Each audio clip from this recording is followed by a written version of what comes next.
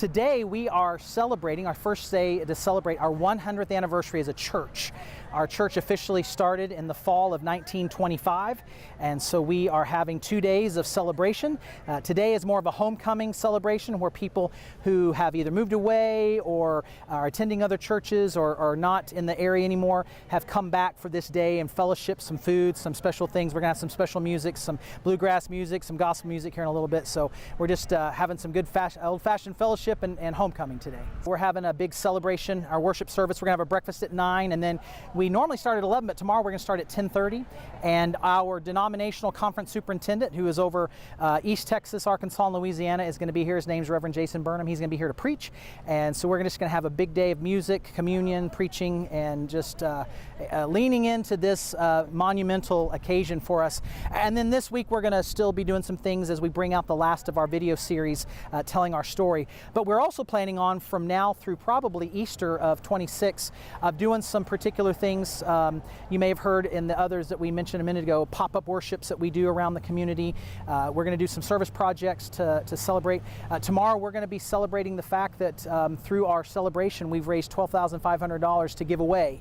We're giving away to local things that we work with, partners like Love Inc.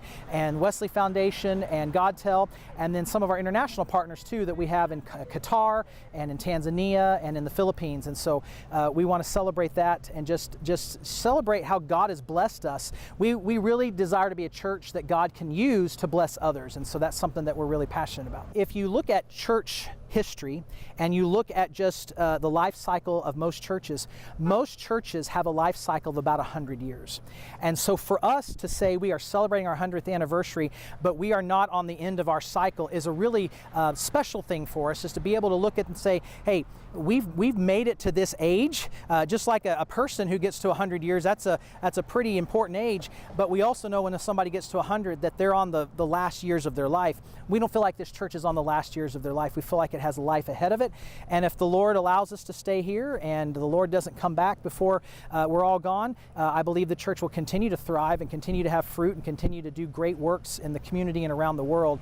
So the importance of celebrating this is for us to be able to say God has been faithful in the past. He's faithful right now in the present. We know He's going to be faithful into the future because we know that He has never given up on this church.